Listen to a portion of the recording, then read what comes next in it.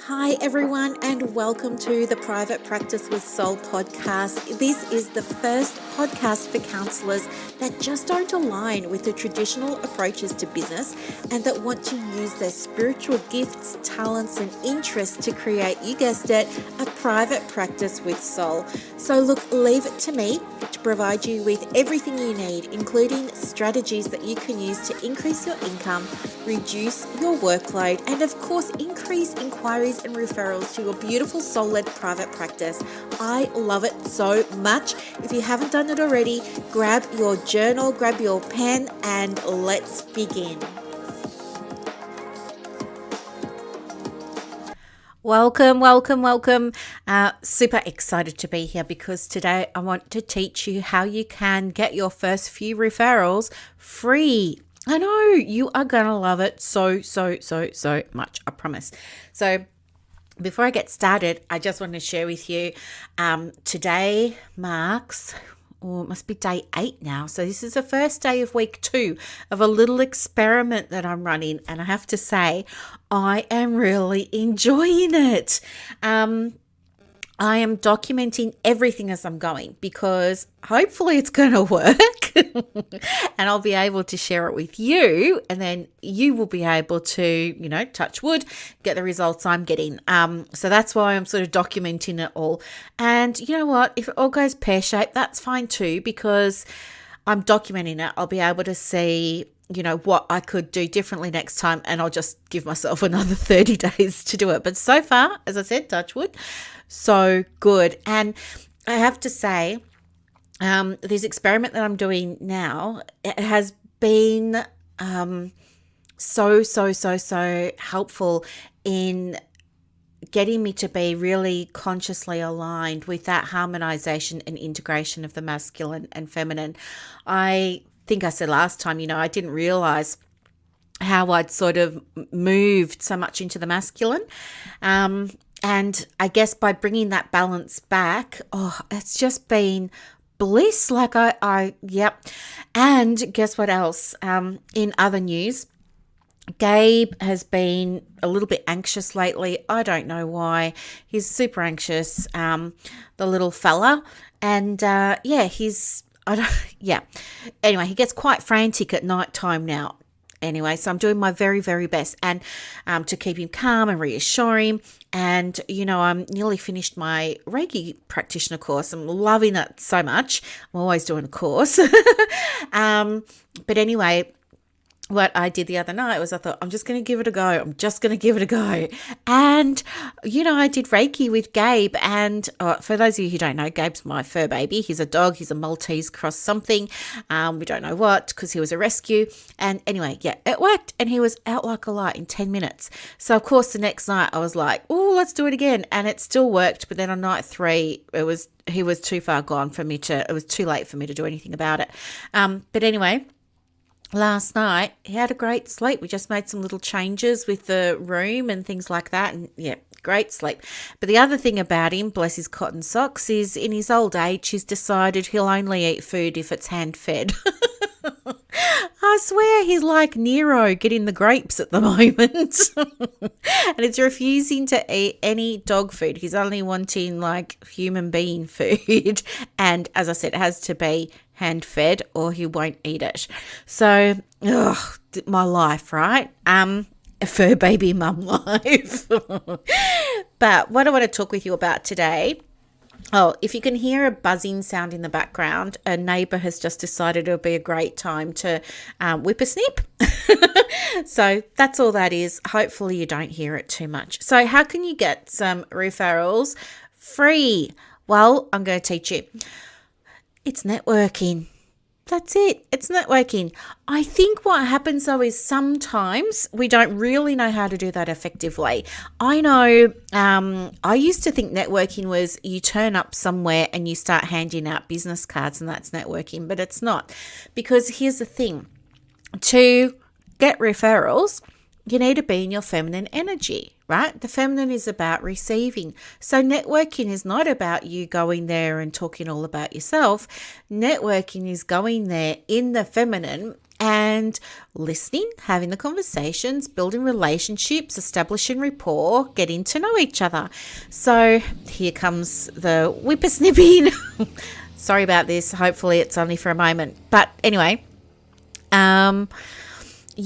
if there's something that I can share with you, it would be before you let somebody know what you do and how you help, really think about connecting with them first. And then if it feels okay and it's appropriate and there's, it's the right opportunity, then go ahead, absolutely, and tell them a little bit about what you do and why you love it so much.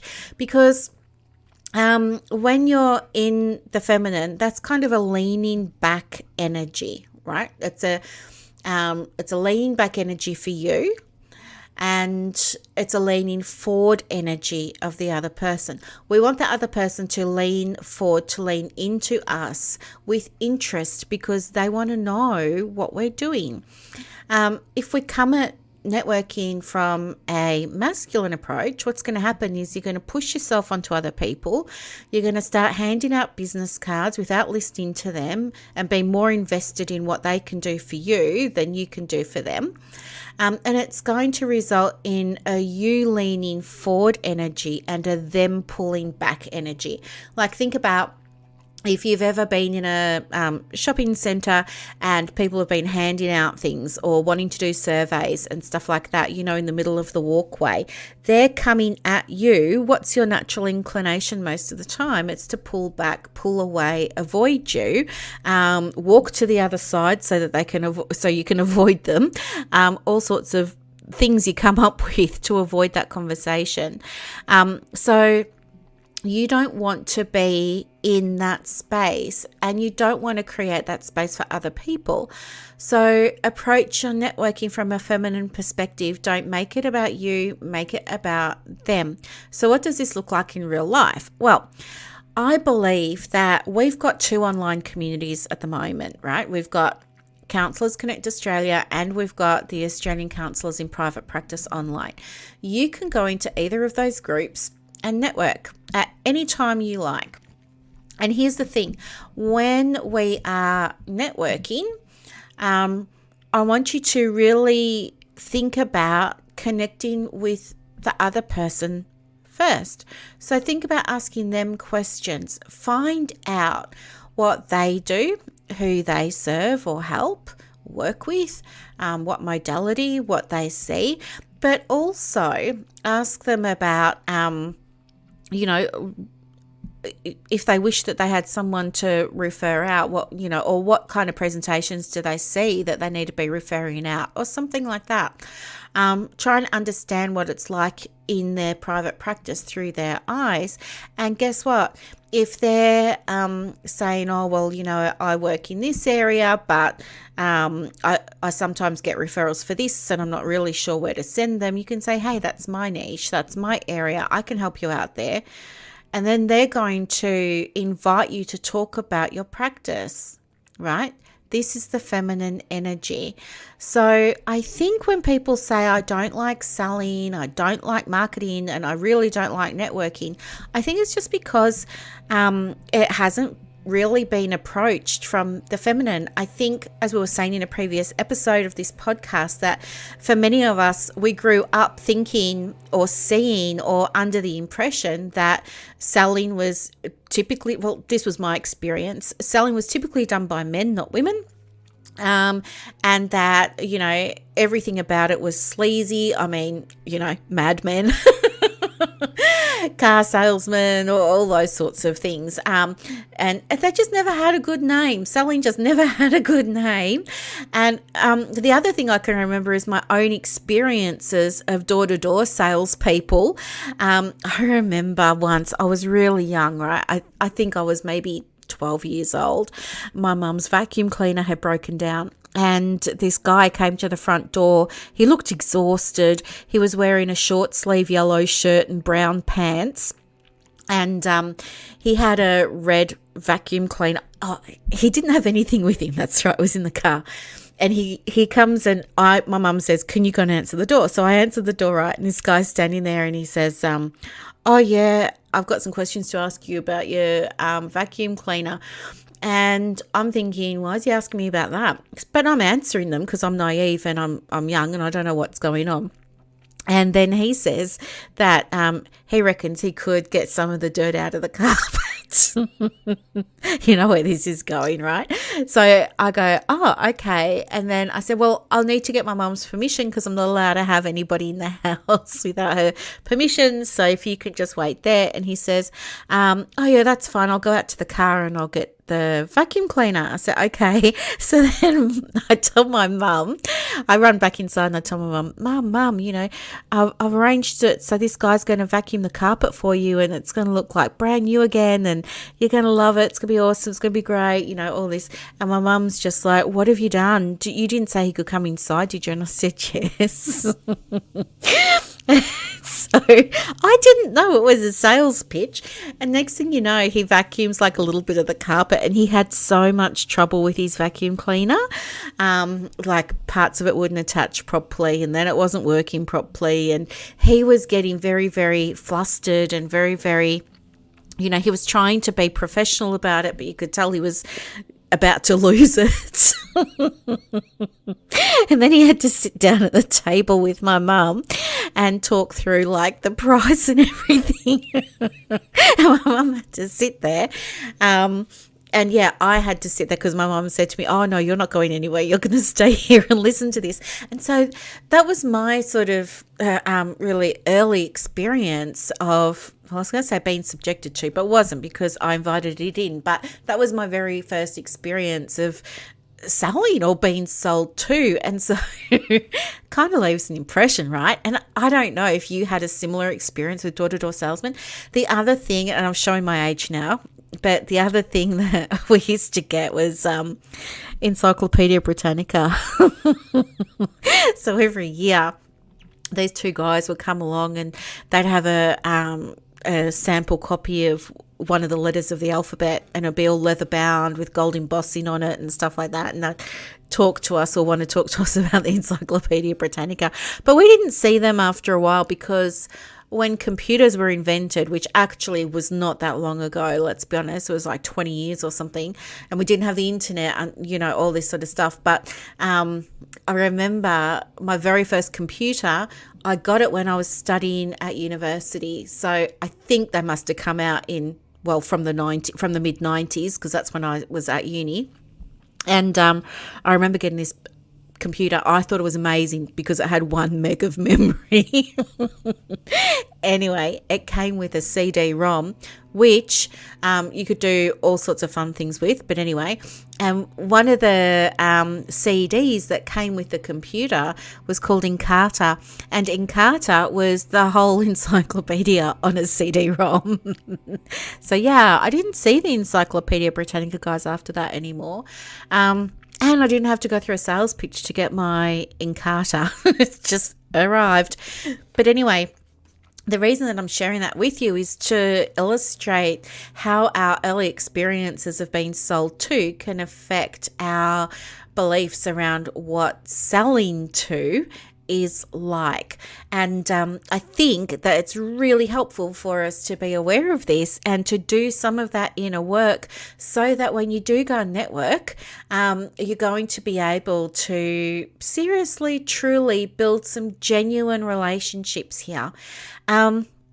I think the thing is that in order for networking to work for your private practice, I would encourage you to have maybe 3 practitioners in your group, no more than, say, 4 or 5. And the reason for that is because I want you to connect with people that work in totally different areas with you. There's no point if you're doing trauma counselling of you connecting with other trauma counsellors, because that's not necessarily going to be as effective as if you're working with grief and loss, or you're collaborating with grief and loss counsellors, or you're collaborating with couples counsellors. The more variety you can get in your network, the more effective the networking becomes when it comes to exchanging referrals with each other. The other thing too is you need to really commit to your little bubble, your little network of 3 to 5 practitioners. You really need to commit to that. You have to have a genuine desire to want to give before you take, and you have to have a genuine desire to feel joy and happiness when you give out a referral and when you see their practices growing, because that is going to allow you to receive even more. So don't always expect or hope or wish, because that energy is repellent. We want to be in an energy that's going to result in the attraction of inquiries and clients and referrals from your network. Okay, so commit to doing it, commit to supporting the people in your little network, and commit to the private practice. Okay, commit to helping others and commit to expanding their networks with them, because expanding their client lists, their client databases, their client referrals, their businesses. Commit to that, because the more you can help them fill their diaries, the more they're going to help you fill yours. It's a two-way. That's what flow is, right? It goes two ways. And then the last thing, of course, is to have a really optimistic and positive mindset. You're only going to get out of a network what you put into it. And they do, and they can take time to cultivate. So something else that can be really, really helpful is to create a time where you all agree to check in with each other, whether or not that's, for half an hour a week for the first few weeks, just while you're all getting to know each other.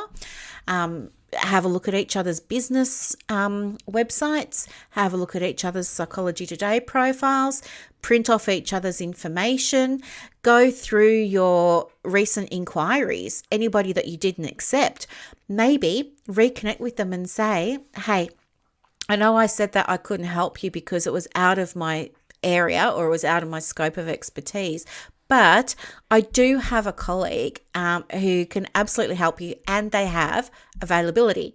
You could start a spreadsheet on Google Drive and let each other know what your availability looks like for the week. You could give each other your booking links to your diaries and, make referrals that way. There are so many ways that you can support each other. As I said, you just need a few people in your network that you want to work with and that don't do what you do. So if you want to create a network and you're in one of those two communities of mine, go ahead and put the call out. Say, hey, listening to this podcast, I've decided I really want to create a network. I'm looking for 5 people that do not work in this niche, because that's my niche. Who are willing to, and put down what you're looking for in a network, who are aligned with my values, who want to grow their businesses, who are happy to exchange referrals, all that sort of jazz, who are happy to build solid relationships with other people in our little network. I'm hoping to get, 3 people together, plus myself. So that would be 4 of us. Do you know what I mean? So give it a go if you're inclined. But this is a really fast way to fill your diary and get referrals and inquiries without advertising, without doing paid work or anything like that. So it is super duper helpful. And now, just getting on to something completely different. I've left you with all how to do your networking and things like that. The other thing that I want to do is share with you an event that's been run by Dr. Vivian Colgrove. Now, it's called Tuning Relationships with Music, and it's level 1 training. It's happening from the 6th of November to Sunday, the 27th of November. So, Tuning Relationships with Music is an evidence-based therapy for parents who've experienced trauma as well as their adolescent children. And the focus of it is so cool. It helps them to really get the attuned and connected relationship that they want to have with each other. And it kind of happens through the use of musical exercises. So much fun. So anyway, this PD is available to all professionals who are working in counselling and therapy with parents who've experienced trauma and their children. The professionals do need to be qualified in a discipline that entitles them to achieved registration with their body, but you don't have to be musical to participate. And there are 3 levels of the training. So the level 1 training is the one that's coming up, and you learn about the research and the evidence around nonverbal communication and how important and significant that is when we're promoting health and well-being in relationships and with adolescents and with parents. You learn about additional nonverbal communication challenges for families that have a history of trauma. And you do all sorts of other things, including using music to assess nonverbal interaction and how to resolve conflict. And there's a bunch of things as well, like understanding the rationale for using music as a way to address some of the more implicit, maybe emotional, but also somatic processes that can drive conflict within a systemic framework. There are also things that you can learn, like how to clinically observe music-based assessments of things like parent-child interaction and conflict interaction, and then how to take that information and use it in the important work that you do. So I will put a link to this training in the show notes for you, so that you can go and check it out. It is online. And I don't know, hopefully there'll be a recording available and things like that. But it certainly sounds really interesting, and I just really, really, really wanted to share it with you. And other than that, I think that's all for today. Oh, no, it's not. In case you're looking for mentoring and supervision, do feel free to head over to resources.brooklynstorm.com for some information, because I've just opened up new places for mentoring and supervision. As people finish up their programs, then I can open up more spaces. So people are finishing in the next few weeks, so I want to get those places filled. I